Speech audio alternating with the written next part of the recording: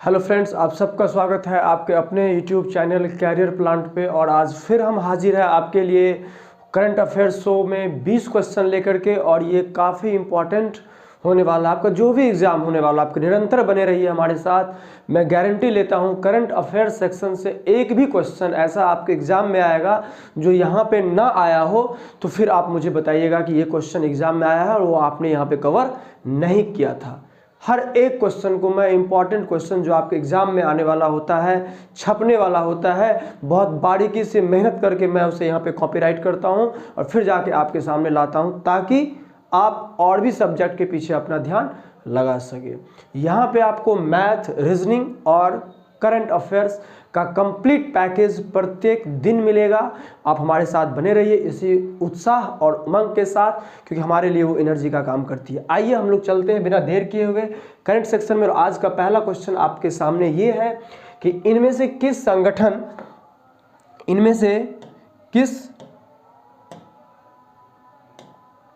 संगठन ने हाल ही में world employment and social outlook report जारी की है?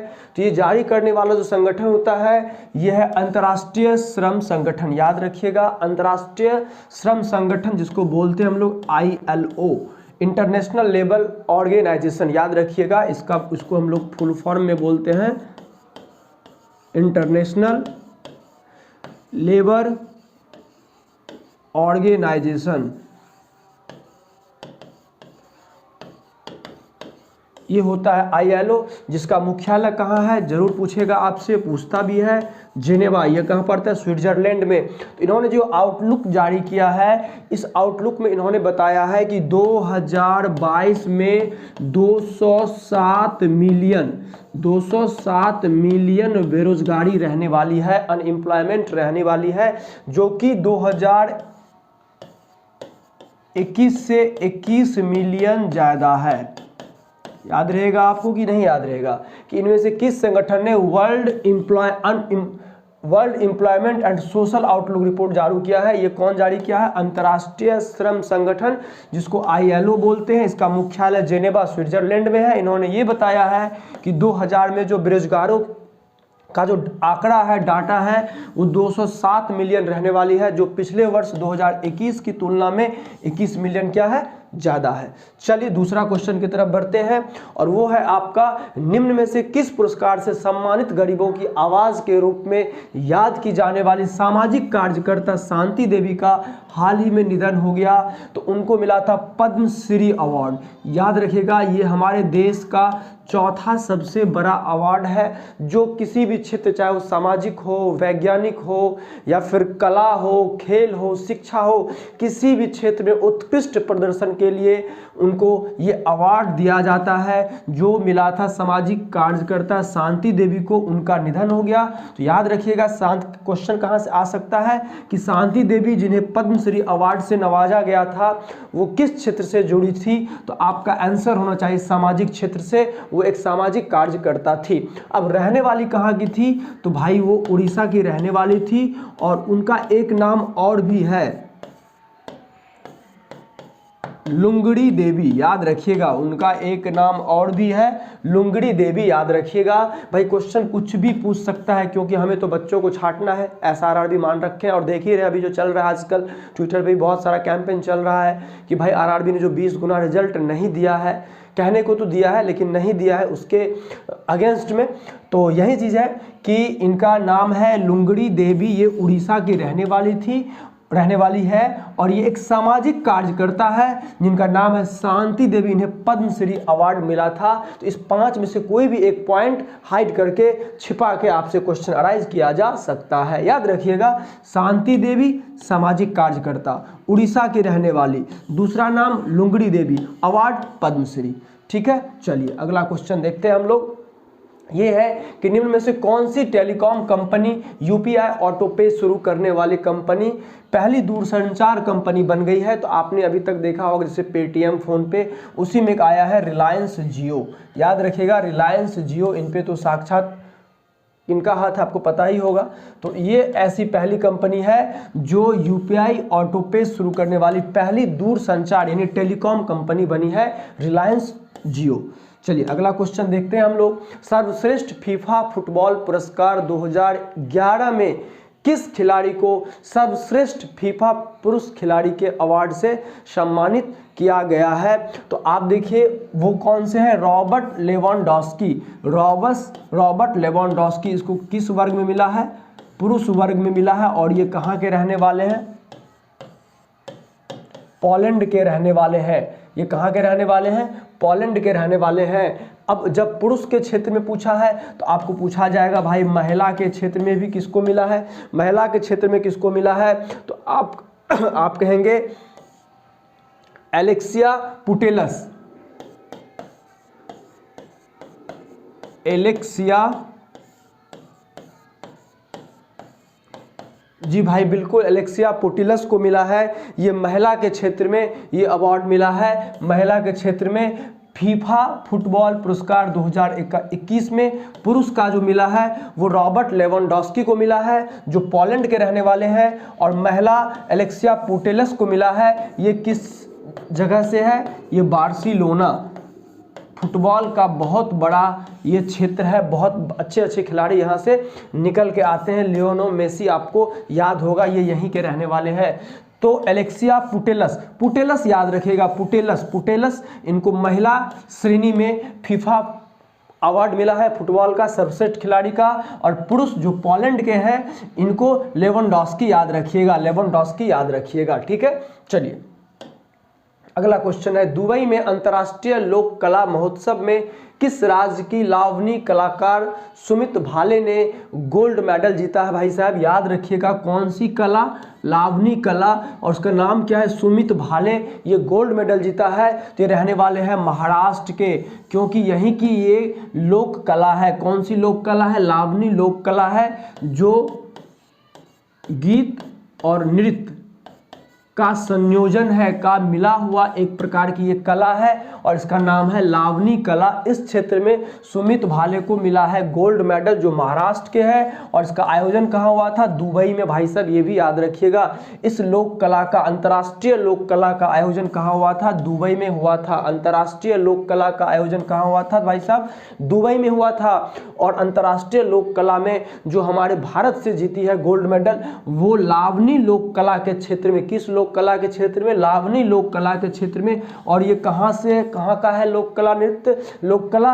ये महाराष्ट्र का है भाई साहब। और ये जो जीता है उसका नाम क्या है? सुमित भाले, ठीक है। महाराष्ट्र के चलते चलते आपको अगर मैं याद दिला दूं तो महाराष्ट्र के मुख्यमंत्री कौन है? सबको पता होगा। महाराष्ट्र के मुख्यमंत्री आपको है कौन है? जल्दी बता दीजिए। महाराष्ट्र के मुख्यमंत्री उद्धव ठाकरे हैं भाई साहब, है ना। और उसके बाद अगर राज्यपाल पूछा जाए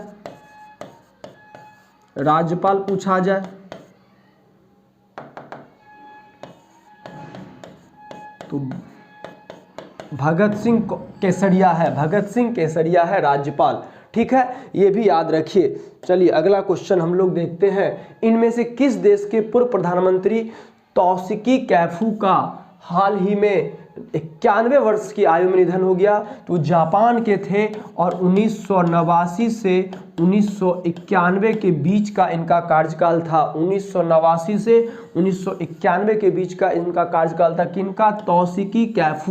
तौसिकी कैफू याद रखिएगा। कैफू का निधन हो गया। वो कहाँ के? जापान के प्रधानमंत्री थे। 1989 से 1991 इनका कार्यकाल था। क्या, चलते हैं 7 नंबर क्वेश्चन में। प्रसिद्ध कथक कलाकार सम्राट पंडित बिरजू महाराज का हाल ही में कितने वर्ष की उम्र में निधन हो गया? तो भाई साहब आप बता दीजिए कितने वर्ष की उम्र में निधन हुआ? तो ये था आपका 83 वर्ष की उम्र में निधन हुआ। और अब निधन हुआ, इनका जन्म कब हुआ था? तो 4 फरवरी 1938 को इनका जन्म हुआ था। कहाँ हुआ था? लखनऊ में हुआ था। 4 फरवरी 1938 को इनका जन्म हुआ था लखनऊ में। और इनका ओरिजिनल नाम जो था बृजमोहन मिश्रा। इनका ओरिजिनल नाम क्या था? बृजमोहन मिश्रा नाम था इनका ओरिजिनल। याद रहेगा भाई साहब, इनका कहाँ हुआ था? लखनऊ में हुआ था। इनका ओरिजिनल नाम क्या था? बृजमोहन मिश्रा। अब जब बात आती है लखनऊ की तो हम जानते हैं यूपी के भाई मुख्यमंत्री का तो नाम जानते हैं योगी जी, लेकिन अगर राज्यपाल का नाम याद रहे आपको तो आनंदीबेन पटेल। आनंदीबेन पटेल जो थी वो कहाँ की थी, यूपी की राज्यपाल है। तो याद रखिएगा भाई साहब, ये पंडित बिरजू महाराज जो था वो कथक नृत्य से इनका संबंध था, ये भी याद रखिएगा। कथक कलाकार थे, क्वेश्चन ये भी हो सकता है, वो कथक कलाकार थे। इनकी उम्र कितने वर्ष में हुई, 83 वर्ष के थे जब इनका निधन हुआ। इनका जन्म कब हुआ था, 4 फरवरी 1938 को। कहाँ हुआ था, लखनऊ में हुआ था भाई साहब। इनका ओरिजिनल नाम था बृजमोहन मिश्रा। और यूपी की जो है, उत्तर प्रदेश की जो राज्यपाल है वो आनंदीबेन पटेल है। और मुख्यमंत्री तो सबको पता है, तहलका मचाए हुए हैं। 9 नंबर देखिए भाई साहब क्या कह रहा है, सारथी मोबाइल ऐप। देखिए इसके बारे में समझ लीजिए, सॉरी क्वेश्चन नंबर 8 है ना, सारथी मोबाइल ऐप। देखिए सेबी का नाम सुने होंगे आप लोग, सेबी का नाम सुने होंगे। ये एक तरह के शेयर मार्केट को कंट्रोल करता है, ठीक है। तो ये सेबी ने ये मोबाइल ऐप लॉन्च किया है, सारथी मोबाइल ऐप। इनका मकसद ये है कि जो भी निवेशक शेयर मार्केट में पैसा लगाता हो उनको इस ऐप के जरिए उस मार्केट के बारे में, निवेश करने से पहले नफ़ा नुकसान के बारे में, मार्केट की स्थिति के बारे में, मार्केट से होने वाले लाभ और हानि के बारे में उनको यहाँ से जानकारी प्राप्त हो। और उस ऐप का नाम क्या भाई साहब, उस ऐप का नाम है सारथी मोबाइल ऐप, जो सेबी ने लॉन्च किया है। और आपको बता दे कि भाई इसके ये कौन है अध्यक्ष, तो आप कहेंगे अजय त्यागी। और जब मैं ये पूछ दूं कि सेबी की स्थापना कब हुई थी तो आप तुरंत कह देंगे 1988। ये 4 क्वेश्चन यहाँ से बन रहे हैं कि सारथी मोबाइल ऐप क्यों आया। तो भाई ये इसलिए आया कि निवेशक को जानकारी दे बाजार के बारे में, नफ़ा नुकसान के बारे में, क्वांटिटी क्वालिटी के बारे में। साथ ही इसके अध्यक्ष कौन है, तो अजय त्यागी। और ये कब इसकी स्थापना हुई, 1988 में। चलिए फटाफट अगला क्वेश्चन देखिए, क्वेश्चन नंबर 10।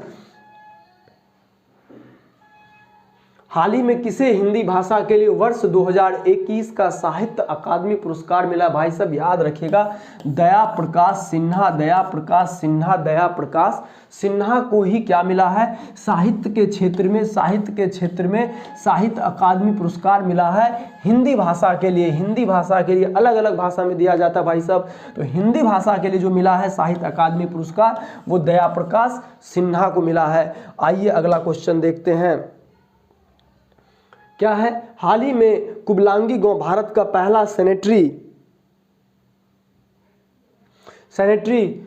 नैपकिन मुक्त गांव बन गया है। यह गांव किस राज्य में स्थित है। याद रखिएगा, जब भी बात आएगी कोई भी चीज़ स्वच्छता को अपनाने का और गंदगी को पूर्ण रूप से भगाने का, तो जब केरल रहेगा तो दूसरे की बात नहीं सुनना है मेरे दोस्त, वो केरल है। यहाँ का एक गांव है और वो गांव का नाम क्या है, कुंबलांगी। किस जिला में पड़ता है ये, एर्नाकुलम जिला में पड़ता है ये कुंबलांगी गांव, ठीक है। अगर मैं केरल के मुख्यमंत्री की बात करते चलूं, क्योंकि करना ही चाहिए, जब रास्ते से गुजर रहा हूं तो कांटे फूल पत्ती सभी की महक होनी चाहिए। मुख्यमंत्री कौन है, पिनराई विजयन। याद रहेगा। अगर मैं बोल दूं राज्यपाल कौन है तो आप कहेंगे, क्या कहेंगे, आरिफ मोहम्मद खान। क्या कहेंगे, आरिफ मोहम्मद खान। तो ये याद रखिएगा, कुबलांगी ऐसा गांव है जहां पे सैनिटरी नैपकिन बिल्कुल मुक्त हो गया है, इसका इस्तेमाल वहां पे बंद हो गया है। और वो किस स्टेट में पड़ता है, तो केरल में। गांव का नाम कुबलांगी, जिला एर्नाकुलम। मुख्यमंत्री कौन है, तो पिनाराई विजयन। और राज्यपाल कौन है, आरिफ मोहम्मद खान। चलते हैं हम लोग अगले क्वेश्चन नंबर 11 पे। 11 नंबर क्वेश्चन क्या कह रहा है देखेंगे। हाल ही में जल संरक्षण प्रयासों में जल शक्ति मंत्रालय की तरफ से किस राज्य को प्रथम स्थान प्राप्त हुआ है। बिल्कुल भाई साहब, जल संरक्षण करना हमारा बहुत बड़ा दायित्व है, क्योंकि आप देख रहे हैं हम ऊपर जा रहे हैं और जल नीचे जा रहा है। फासला इतनी बढ़ जाएगी कि फिर ना जल मिलेगी ना जीवन मिलेगी। तो जल का संरक्षण करना तो बहुत ही जरूरी है। और इस बात को जो सबसे अधिक गहराई से लिया है भाई साहब, वो अपना उत्तर प्रदेश है, वो अपना उत्तर प्रदेश है। उत्तर प्रदेश है। और अभी मैंने बताया उत्तर प्रदेश की राज्यपाल आनंदीबेन पटेल, मुख्यमंत्री योगी जी हैं। तो उत्तर प्रदेश को प्रथम स्थान प्राप्त हुआ है जल शक्ति मंत्रालय के द्वारा, किस क्षेत्र में, जल को संरक्षण करने के लिए, याद रहेगा। चलते हैं क्वेश्चन नंबर 12 पे, देखिए क्या कह रहा है कि भारत और चीन के बीच वर्ष 2021 में कितने अरब डॉलर का द्विपक्षीय व्यापार हुआ। भाई साहब मुझे ये जो द्विपक्षीय जो व्यापार होता है ना, ये कुछ समझ में नहीं आता है, कि जब चीन की बात आती है ना, तो चीन से जो भी व्यापार होता है उसमें लगभग 85% जो होता है वो चीन का होता है। सिर्फ 15% जो होता है वो हम भारत करते हैं, यानी हम चीन को बेचते हैं। वो भी ज़बरदस्ती, वो मन रखने के लिए हमसे ले लेता है कि भाई हमारा इतना, हम इतना लूटते हैं, थोड़ा हमें भी उसे ले जाने दो, हमसे भी। तो याद रखिएगा 125, ये बैंकिंग के एग्जाम में छपने वाला क्वेश्चन है कि 125.66 अरब डॉलर का जो है व्यापार हुआ है। किससे हुआ है? चीन के साथ, भारत और चीन के बीच में। तो द्विपक्षीय तो आएगा, लेकिन मैं इसको एकपक्षीय ही मानता हूँ। क्यों मानता हूँ एकपक्षीय? इसलिए कि चाइना जो है 85%, 100 में हमको 85 रुपया हमें बेचती है, 15 रुपया हमसे खरीदती है। तो इस बात का द्विपक्षीय। फिर भी याद रखिएगा ये व्यापार हुआ 125.66 अरब डॉलर का। आइए चलते हैं अगला क्वेश्चन नंबर 13 क्या कह रहा है कि निम्न में से किस राज्य में 18वां कचाई लेमन फेस्टिवल हो। क्या बात है, मुंह में पानी आ जाता है भाई साहब। शुरू हुआ जो नींबू फल को बढ़ावा देने और नींबू किसानों को प्रोत्साहित करने के लिए हर साल कचाई लेमन फेस्टिवल मनाया जाता है। तो याद रखिएगा कौन सा है, आप लोगों को फटाक कमेंट कीजिए। वो है आपका मणिपुर है भाई साहब। वो मणिपुर में जो है एक कचाई लेमन फेस्टिवल मनाया जाता है हर साल। तो मणिपुर के आप बता दीजिए कि मुख्यमंत्री कौन है। तो एन बीरेन सिंह, याद रखिएगा भाई, एन बीरेन सिंह। अगर आपसे पूछ दिया जाए कि यहाँ के राज्यपाल कौन है, गवर्नर कौन है, तो ला गणेशावन। याद रखिएगा ये जो कचाई लेमन फेस्टिवल है, जो नींबू किसानों को प्रोत्साहित करने के लिए, ये मणिपुर में ये मनाया जाता है हर साल। तो मणिपुर के chief minister N Biren Singh और आपका राज्यपाल जो है ला गणेशावन है। चलते हैं अगले क्वेश्चन नंबर 14 पे, देखिए क्या है आपका। चलिए, हाल ही में भारत में सबसे पसंदीदा यूपीआई लाभार्थी बैंक कौन बना है। तो आप तो जानते हैं फोन पे यूज करते हैं, पेटीएम यूज करते हैं, गूगल पे यूज करते हैं, लेकिन सबसे जो यूपीआई लाभार्थी बना है, सबसे ज़्यादा जो प्रॉफिट कमाया है, वो अपना कौन सा है? पेटीएम पेमेंट बैंक है। पेटीएम पेमेंट्स बैंक है, जो आजकल हर किसी के मोबाइल में होता है, याद रखिएगा। अगला क्वेश्चन है आपका, क्या है भाई साहब कि हाल ही में भारत सरकार ने जीवन बीमा निगम LIC में कितने प्रतिशत प्रत्यक्ष विदेशी निवेश FDI, ये जब FDI का फुल फॉर्म पूछ दिया जाए ना, फॉरेन डायरेक्ट इन्वेस्टमेंट होता है भाई साहब। ये क्या होता है? फॉरेन डायरेक्ट इन्वेस्टमेंट होता है। तो कह रहा है कितने प्रतिशत प्रत्यक्ष विदेशी निवेश की अनुमति देने का निर्णय लिया। याद रखिएगा भाई साहब, ये जो बीमा क्षेत्र है ना, इसमें सरकार पहले से दे रखी है 74% तक आप निवेश कर सकते हैं। डायरेक्ट कहाँ से? विदेश से आ सकता है, इसमें लगाया जा सकता है। लेकिन LIC जो है वो इस क्षेत्र से बाहर है, वो अपना कानून है उसका अलग है। तो उसमें भी अब अनुमति दिया गया है, वो कितना का? 20% का। याद रखिएगा कि 20% का दिया गया है इसमें, कि 20% फॉरेन डायरेक्ट इन्वेस्टमेंट हो सकता है, किया जा सकता है, किसमें? LIC में। ठीक है, चलिए क्वेश्चन देखिए, क्वेश्चन नंबर 16 देखिए। हाल ही में डेविड बेनेट दुनिया के पहले मानव बन गए जिन्होंने पिग मतलब क्या होता है? सबको पता होगा, सुअर। पिग हार्ट ट्रांसप्लांट प्राप्त किया। वे किस देश के नागरिक है? थोड़ा टाइपिंग में गलत हो गया है। किस देश के? याद रखिएगा वो अमेरिका के नागरिक है, और अमेरिकी हॉस्पिटल में ही उनको, क्या नाम था उनका? याद रखिएगा, छप के आएगा ये, डेविड बेनेट। याद रखिएगा, डेविड बेनेट, ये अमेरिका के नागरिक है। इनको सुअर का दिल लगाया गया और ये आज जिंदा है और आदमी जैसा, मानव जैसा व्यवहार कर रहे हैं, ठीक है। और जिसको आदमी का दिल है वो आजकल सुअर जैसा व्यवहार करते हैं कि नहीं है।